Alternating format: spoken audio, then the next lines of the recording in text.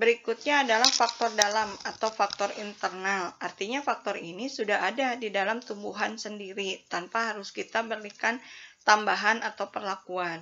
Nah, di sini faktor dalam itu ada dua. Yang pertama adalah gen. Nah, gen ini apa? Gen ini adalah bagian terkecil dari makhluk hidup yang terdapat di dalam sel. Dia akan mengendalikan pewarisan sifat dari satu generasi ke generasi berikutnya. Kemudian gen ini akan berpengaruh terhadap seluruh aktivitas yang terjadi di dalam sel, termasuk tadi antara lain adalah pertumbuhan. Nah, di sini dua tumbuhan yang berbeda spesies kemudian hidup pada lingkungan yang sama dapat mengalami pertumbuhan yang berbeda. Contohnya adalah ketika kita menanam buah mangga, pohon mangga di tempat yang berbeda, maka akan menghasilkan sesuatu yang berbeda. Pertumbuhan dan perkembangannya juga akan berbeda. Tidak serta-merta ketika kita menanamnya di satu waktu yang sama, nanti akan mengalami proses pembuahan yang sama. Ya. Kemudian di sini, gen ini sangat dipengaruhi oleh lingkungan. Ya. Gen ini akan berinteraksi dipengaruhi oleh lingkungan. Jadi walaupun gennya sama, lingkungannya berbeda akan memberikan efek yang berbeda terhadap pertumbuhan dan perkembangannya. Yang kedua adalah hormon. Nah, hormonnya di sini disebut dengan hormon tumbuhan, di mana hormon tumbuhan ini disebut juga dengan fitohormon. Nah, jadi hormon itu apa? Hormon itu adalah zat yang dapat merangsang, di mana hormon ini diproduksi oleh tumbuhan dalam jumlah yang kecil, tetapi mampu memberikan dampak yang besar terhadap pertumbuhan dan perkembangan tumbuhan. Kemudian hormon ini akan mengandung senyawa-senyawa kimiawi yang berfungsi untuk mengatur pertumbuhan dan perkembangan tumbuhan dengan cara mempengaruhi pembelahan, mempengaruhi pemanjangan, kemudian mempengaruhi diferensiasi sel, ya, dan lain sebagainya. Nah, apa saja hormon-hormon yang ada di dalam tumbuhan? Yang pertama itu disebutnya adalah hormon auksin. Kita akan lihat untuk apa hormon auksin. Nah, ini yang pertama, namanya adalah hormon auksin, di mana hormon ini terdapat pada bagian ujung batang. Nah, jadi kemarin pertanyaannya adalah mengapa rumput yang ada di tengah lapang pertumbuhannya berbeda dengan rumput yang ada di bawah naungan pohon besar. Nah, mereka berbeda pertumbuhannya, salah satunya dipengaruhi oleh hormon. Nah, hormon apa? Tadi dijelaskan hormonnya adalah hormon auksin. Nah, sekali lagi tadi hormon auksin ini terdapat pada bagian ujung batang. Dan hormon auksin ini bekerja dipengaruhi oleh cahaya. Nah, jadi ketika ada cahaya, maka hormon auksin itu akan rusak.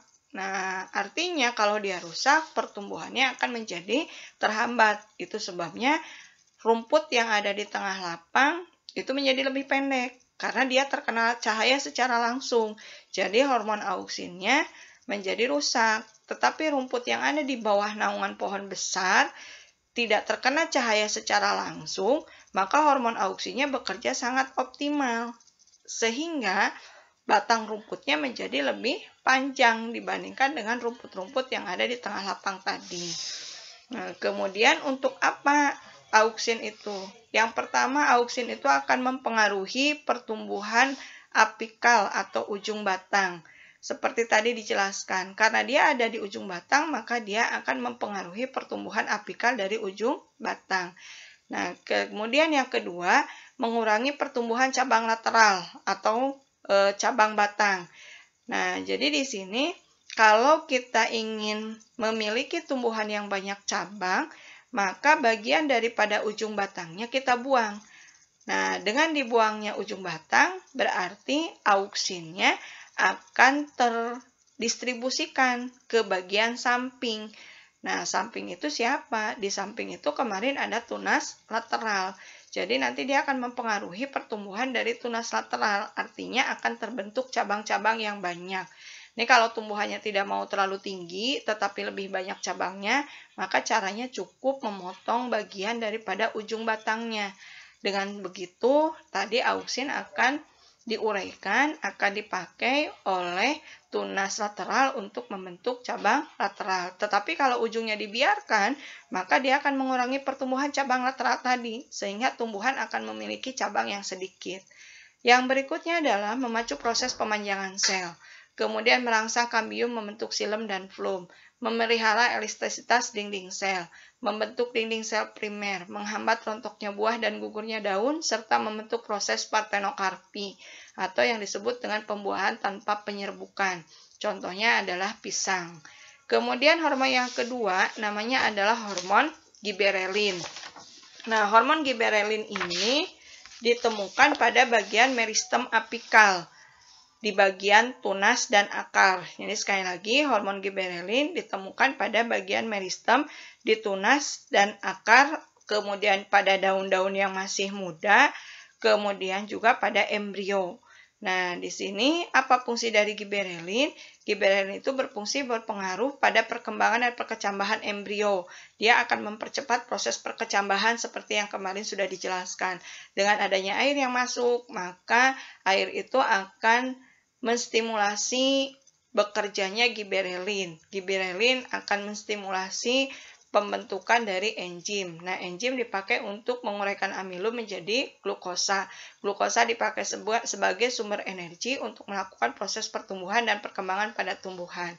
Kemudian yang kedua, giberelin itu bisa membantu proses pembentukan biji, merangsang pembentukan serbuk sari, memperbesar ukuran buah, pembentukan bunga, dan mengakhiri masa dormansi biji. Jika kita ingin tumbuhan kita memiliki buah yang besar ukurannya, maka kita bisa memberikan giberelin tambahan ke dalam tumbuhan tadi.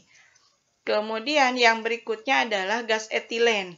Nah, gas etilen ini, yang berikutnya adalah gas etilen, di mana gas etilen ini berfungsi untuk proses pematangan buah serta kerontokan daun.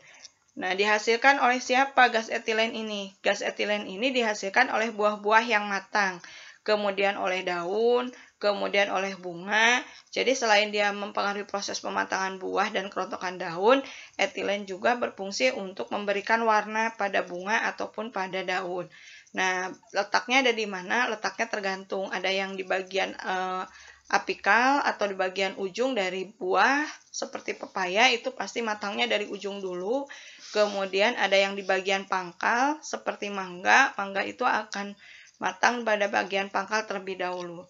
Kemudian yang berikutnya, yang keempat di sini adalah sitokinin. Jadi ini maaf tertutup. Yang tadi gas etilen, prosesnya untuk pematangan buah dan kerontokan daun, memberikan warna pada bagian kelopak bunga dan juga pada bagian daun. Sementara yang keempat di sini juga maaf tertutup. Ini namanya adalah sitokinin. Fungsinya dia merangsang pembelahan sel yang berhenti bermitosis, menghambat dominansi apikal, mengatur pertumbuhan daun dan pucuk, memperbesar daun bunga, daun muda, kemudian mengatur pembentukan bunga dan buah, serta menghambat proses penuaan. Nah, sitokinin ini kita bisa temukan di bagian akar, kemudian dia akan diangkut ke bagian organ-organ yang lainnya. Yang kelima adalah asam absisat atau ABA, di mana ini kalau tadi sangat mempercepat, yang ini kebalikannya. Dia yang akan menghambat proses pertumbuhan dengan cara proses penuaan dan gugurnya daun untuk mempertahankan tumbuhan dari tekanan lingkungan yang buruk.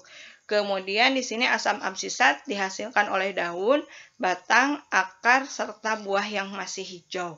Nah, yang keenam adalah kalin, yaitu hormon yang mempengaruhi pembentukan organ. Berdasarkan organ yang terbentuknya, maka namanya pun berbeda-beda. Di sini ada ricokalin. Dia merupakan hormon yang dihasilkan di akar untuk pembentukan akar. Kaulokalin, hormon yang dipakai untuk pembentukan batang. Filokalin, hormon yang dipakai untuk pembentukan daun. Antokalin, hormon yang dipakai untuk pembentukan bunga. Dan yang terakhir adalah asam tromalin, di mana asam tromalin ini berfungsi sebagai hormon yang dapat mempengaruhi proses regenerasi sel apabila tumbuhan mengalami kerusakan jaringan atau terluka. Jadi kalau kita merusak batang tumbuhan, maka suatu waktu batang tumbuhan itu akan kembali ada.